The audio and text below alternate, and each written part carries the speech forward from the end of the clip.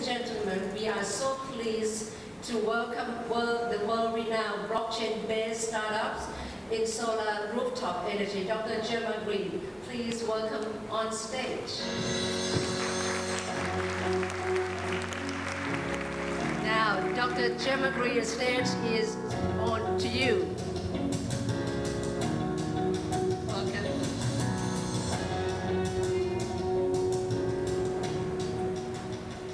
Good morning, ladies and gentlemen, and distinguished guests. It's a real honour and pleasure to be invited here today. I've flown in last night with my 10-month-old baby boy, and I hope you can see that I was really keen to come in spite of having a small child. So my company is Power Ledger, and we are 3 years old, and we use the blockchain to enable three things. Oh, thank you. Yeah, great. Thank you. We'll start again. Good morning. My company is Power Ledger, and we use the blockchain to facilitate three things: the trading of electricity, the financing of energy projects, and the trading of carbon credits. And I'm going to just talk you through a little bit about the technology and the projects that we have underway for your understanding this morning, and then I'll be part of a panel discussion where you can ask me any questions that you've got at that point. So I mentioned the technology does three things: the trading of electricity, and so that includes peer-to-peer trading of energy and virtual power plants, the financing of energy projects. So we use the blockchain to fractionalise assets, and the trading of renewable energy certificates and carbon credits. In terms of the story of grid defection, you may see that people are starting to install rooftop solar in Thailand, and that is meaning that many are using the grid less. This is happening across the world, in Australia, in Europe and the US. And essentially, we're changing the face of our energy system from a centralised system, which is characterised by big power stations, transmission lines, distribution lines bringing electricity to consumers, to a hybridised system characterised by rooftop solar, distributed solar and wind, as well as big power stations as well. And we don't yet have the commercial mechanism, the transactive mechanism with which to get the right physical outcome for the energy system. And if we don't get that right, people will stop using the grid, and those left using it will be left paying more. And often those are the ones that can least afford it. And so Power Ledger's platform is really about getting the commercial layer right to create the right physical outcome in the energy market.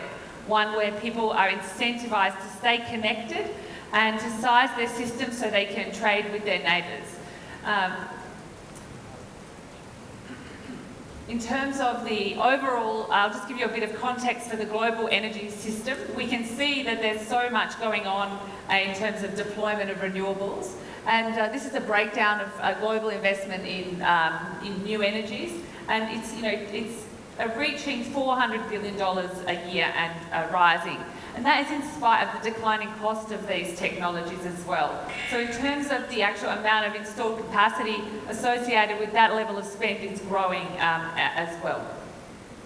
In terms of carbon markets, you can see here, carbon markets are a very big part of the overall energy story, regardless of whether, what's going on in terms of the Paris climate goals and whatnot. There are many instances where states, if not countries, have instituted their own policies, and many of these carbon credits are being used to stimulate investment and greater investment in domestic energy markets. And here we have the actual profile of investment, a new wind and solar capacity, and we can see that that's growing actually at a greater rate than the dollar spent because of the declining price of these technologies. And this is a breakdown of storage as well. So we hear a lot about battery storage, but it's not really clear, how much of it is being installed in any particular market. We're seeing fringe of grid activities that have got very high cost for maintaining networks, or perhaps looking at very high costs because of diesel, where battery storage makes sense. or you have very high cost energy markets overall where you're starting to see batteries installed, or where there's government subsidies. It's not yet in the mainstream, but the levelised cost of electricity for battery storage is coming down as a result of this ramp up in production.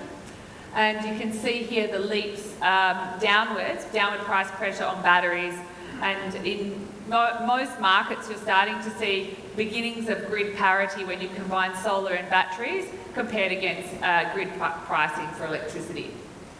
Now, this is our first product, X-Grid, and this is our signature product called, which people would know as peer-to-peer trading. So this is trading across the regulated grid. And basically our technology connects to smart meters and measures how much electricity is being generated and consumed. It creates a record of that on the blockchain and then facilitates a payment across the blockchain for that electricity.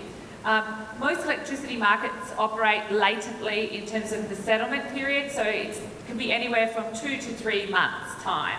And using the blockchain, it's possible to create a more real-time settlement period as little as every 15 to 30 minutes, or you could settle daily. And I think this is quite exciting for generators who are able to be paid more quickly and also reduce counterparty payment risk. Our second product is U-Grid, and this is actually the trading of electricity in microgrids. So a microgrid might be a shopping centre or an apartment building or a property development where you have a private network, and there can be the installation of solar and batteries in these systems, and our platform facilitates the trading of electricity in a microgrid setting. And I'll talk you through some projects that we have using this product. Then we have our virtual power plant, and this is a product that we'll be launching this year. And there's many virtual power plants being experimented with around the globe. Our version of a virtual power plant is about creating a real-time agile trading market where households that have solar and batteries dispatch electricity into the grid in the peak period and receive an enhanced payback. And what that means is that they're incentivised to size their battery larger because they'll pay that investment off quickly, and then they'll get an income stream to offset their electricity bills. And this is about them dispatching electricity and being paid that same day or the day after, as opposed to some virtual power plants that just allow you to connect to a battery and dispatch, but you get a fixed payment, say, every 2 or 3 months, regardless of how much dispatching you do. Using our platform, it's about the customer realising, if I'm more energy efficient, or if I actually keep the battery filled up, I can make, a lot of money in a short period of time, and the more frequently that I do that, the more money I make. So it's actually getting the price signal and the behaviour to be aligned. We'll be soon announcing a project utilising our virtual power plant technology on the east coast of Australia. This is basically, what a decentralised electricity system looks like, and it's a combination of large-scale generation, rooftop solar, batteries, and electric vehicles, which are essentially batteries on wheels.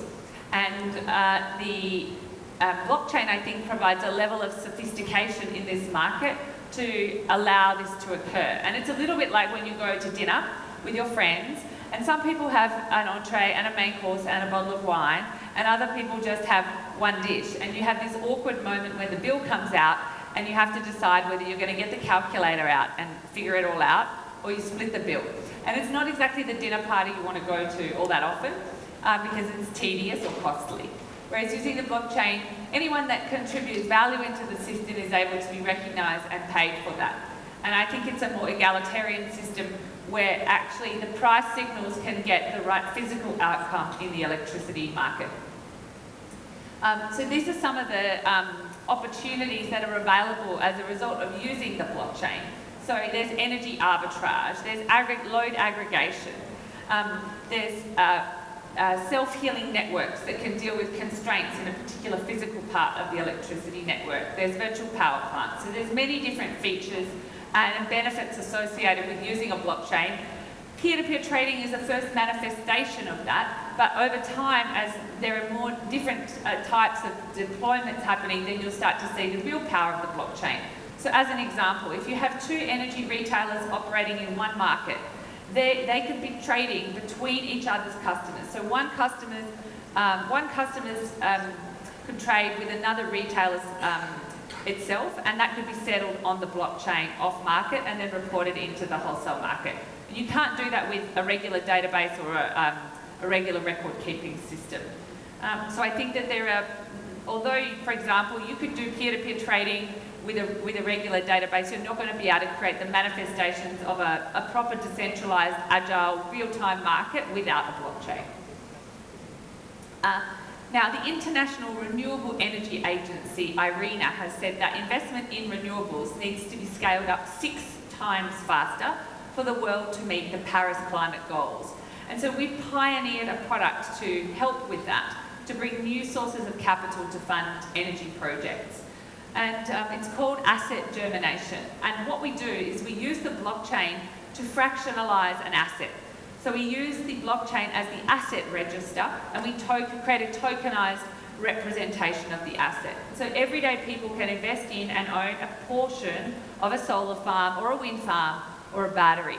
And in tokenising the asset, it means that it can become tradable on an exchange. Presently, there is actually limited opportunities for retail investors to invest in this kind of asset. And if they are able to, they're not tradable. It's a fairly illiquid market, and investments are less attractive if there's not liquidity around a secondary trading market. So the launch of this product will happen around July, August, and we've got a grid-sized community-scale battery, which I'll show you in a moment, that will be fractionalising on the blockchain to allow retail investors to purchase this asset, and they will be doing that with cryptocurrency or digital money. And so they'll be able to use Ether or the power token to invest in and own a portion of this battery. And we've also got a commercial scale solar system in Perth that we'll be demonstrating that in, and we hope to announce a project in Thailand that we'll be doing that with as well soon. So I think this is very exciting because it's about bringing retail investors into this type of asset and about bringing cryptocurrency holders, providing them with an opportunity to invest in real assets and diversify their investment portfolios. In terms of our third area of product, which is carbon. So I mentioned energy trading, energy asset financing and carbon markets. So C6 and C6 plus from the table of elements of carbon. And this is around the measurement and reporting and validation of carbon credits and the secondary trading of those credits. And so we use the blockchain to connect to smart meters to measure out how much electricity is being generated by an asset. And that represents a certain amount of carbon. And in tokenising that carbon credit, it can then become tradable in a liquid way. Similar to the investment in the assets themselves, carbon credits or renewable energy certificates are not typically traded on exchanges. They're traded by brokers. And what that means is, unlike an exchange, you don't know what the prices are in the market, you don't know how much liquidity there is in the market, and you don't know if you're getting a fair price. In creating an exchange-traded environment, it's possible to understand what the correct price is in the market and also, using the blockchain, do real-time settlement. So using the blockchain, the transaction is the payment.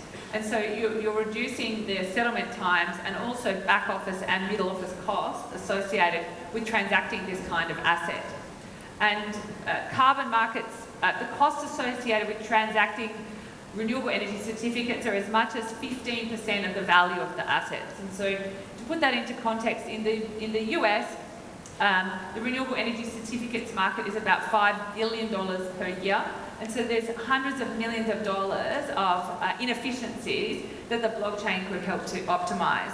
And we've actually just formed a partnership in the US with a company called Clearway that has about 5 gigawatts of installed capacity of renewables, with the intention of developing a blockchain-powered renewable energy certificate issuance and trading market. So we're very excited about that partnership. We'll be announcing more details on that soon. So we have what's called a twin token model. You may have heard of Power Ledger and the Power Token. This was Australia's first token generation event, or what some might call an initial coin offering. And we created 1 billion units of the power token, and we sold 1/3 of them to the market. We raised 34 million Australian dollars in 2017, which is about 28 million US. And the power token is a license for utilities and developers to be able to use our platform and offer their customers the ability to trade energy and carbon. And so they can spin off their own marketplace using our platform, and they need some power tokens to do that. Underneath that is what's called a spark, and this is a cryptographic token. 1 spark equals 1 baht or 1 cent, or the lowest denomination in any particular currency. So some would call it a stable coin. And so it's fixed. So it's like phone minutes for electricity. So if a customer wants to buy 1 kilowatt hour of electricity and it would cost 4 baht, they would need 4 sparks. And they can on-ramp and off-ramp sparks onto the platform. And the power token is the bond backing or the collateral behind sparks to ensure that when the sparks are redeemed back into baht or the local currency, that the system maintains its integrity.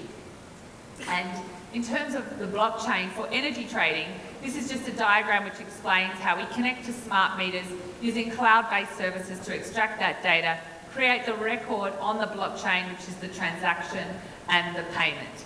And so it measures how much electricity is being exported and consumed, and that forms the transaction and settlement directly between the buyer and the seller. More broadly though, in terms of what the blockchain offers for the full stack, for our full portfolio, this is an illustration. So over here we have the trading of electricity between the smart meter data, the blockchain and the smart contracts, and the buy and the sell. That creates the record for the carbon trading in terms of the issuance of the credit and the trading of that credit. And finally, we have the fractionalisation of ownership of that asset in tokenised format. So you have the asset which can be fractionalised, the energy that is generated, measured and recorded on the blockchain, and the carbon that amount of electricity generates. So it's about providing the full stack of technology to create this distributed energy marketplace. Now, the blockchain, people will say, why can't you use a regular database? And I explained a little bit about that. But essentially, it's around removing the middle and back office functions associated with transacting electricity and carbon, and creating a real-time, agile and efficient market, as opposed to a latent market where prices are opaque and it's difficult to understand how much liquidity there is, and there may not be any. So it's about creating greater transparency, that you can transact direct with the buyer and seller and know that the record is correct. And so there's many different benefits that are realisable from using a blockchain as opposed to a regular database. I think also you can create interoperable trading between retailers and different markets. So it's possible to transact carbon credits across country in a very seamless fashion. In terms of projects, this is our first project in Thailand partnering with BCPG, and we're really delighted and proud to have this partnership with BCPG. This is in the T77 precinct in Bangkok. There are 6 buildings in this project so far, and some of them are consumers and some of them are prosumers. There is a shopping centre, there is a hospital, there is a school and apartment buildings. There's just under 1 megawatt trading presently, and more projects are being connected to this platform, and it's been operating since August last year. So we're really excited and proud about this project. I've got some more photos here of the project. And if you come to Bangkok, you can actually go on top of the roof of these buildings and see some of the solar systems, and I was fortunate enough to do that when I was last in Bangkok. But I think that BCPG have got a big ambition to create a digitalised marketplace in Thailand for the trading of electricity. And I think that this is really about the enablement of citizen utilities and the democratisation of power, which is really well aligned with Powerledger's mission. So, we're really honoured to be working in Thailand in partnership with BCPG. In terms of carbon credits, we have our first demonstration project already working in California with Silicon Valley Power. And this is connected to the second largest electric vehicle charging station there. And we have, it's powered by solar. And we've recorded on the blockchain how much electricity that the asset produces, and as a result, how much carbon the asset is eligible for. And it's a special type of carbon called the low carbon fuel standard, which is a transportation carbon credit issued out of California. It's quite a big market.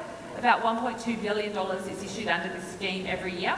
But the process to actually get the credits is very time consuming and tedious. But using our platform, we've automated the process to request that the regulator will issue the credits. And this is quite exciting because many of the eligible entities don't get the credits at all, even though it's perhaps free to get them issued. The process to go through to get them issued is very time consuming and costly. And so this presents an opportunity to get more credits issued into the market. We've actually just successfully completed this proof of concept, and we're just in commercial negotiations around adding more sites to this platform. But the second part of this platform is around the tokenisation of carbon credits and the secondary trading of them. And we're in negotiations with a number of different potential countries to deploy this kind of technology there. This is the actual electric vehicle charging station in California, and it's the second largest in California. In Japan, we have two projects. This one here is partnering with KEPCO, which is the largest privately owned utility. And we've been supporting the creation of a virtual power plant in Osaka. This is a proof of concept project that we are just in the process of completing, and we're really delighted with how it's gone. We have a second project in Japan we've announced, but we're yet to deploy, partnering with Sharing Energy, who are an aggregator. In Japan, the feed-in tariff is finishing up in October, and so they're looking at aggregating all of that load of solar and then selling it on to other buyers using our platform for that purpose. And this is photographs of our project partners and some of my colleagues from Power Ledger in Osaka. This is our project in Perth. It's called Renew Nexus, and it's funded by the Federal Government of Australia in partnership with the Government of Western Australia, Curtin University, who are a partner with Chiang Mai University, Murdoch University, and it's basically got a few parts to it. It's peer-to-peer trading across the grid, so our X-Grid product, and there's also the U-Grid product as well, which involves a large battery that is storing electricity from 36 homes so that they can trade with each other via the battery. And so this is the battery. It's 670 kilowatt hours. It's in a sea container, and we launched this about 3 weeks ago. And then the 36 homes are presently under construction. And this is a photograph of the site. Oh, sorry, pardon me.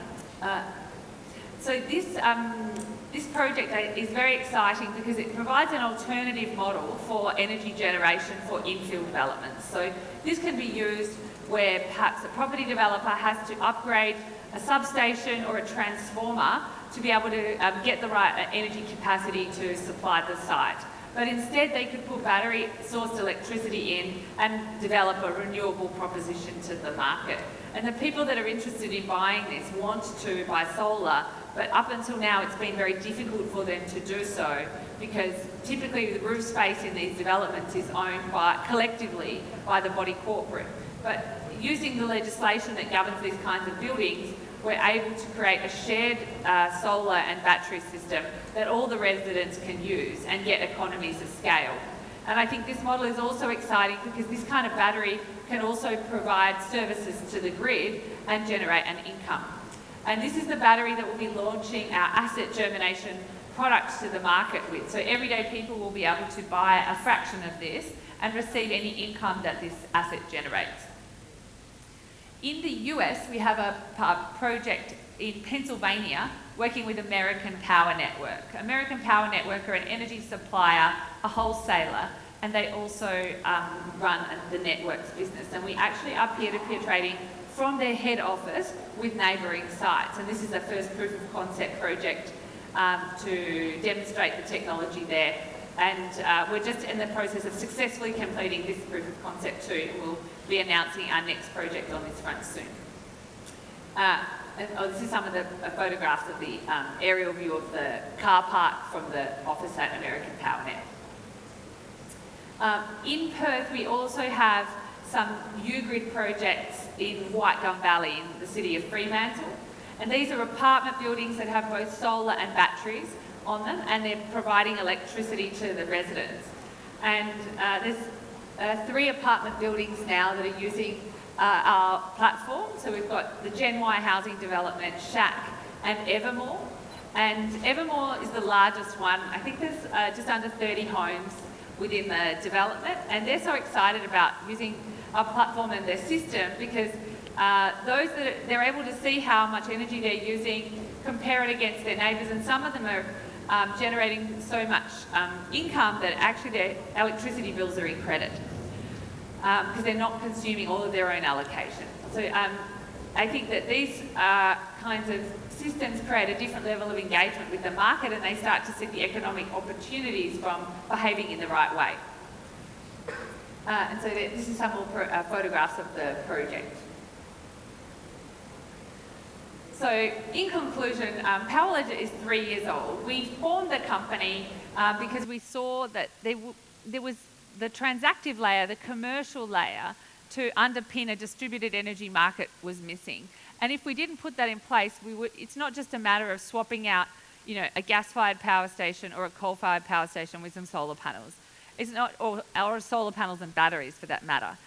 In a distributed energy market, there are many more market participants, and we need the sophistication in the market to give them the economic return, to encourage them to deliver the right physical system in the market and encourage them to stay connected to the grid. In terms of Power Ledger's next 12 months, I think 2018 for us was really about demonstrating the product in as many markets as possible where we saw opportunities for scale and commercialisation of the tech.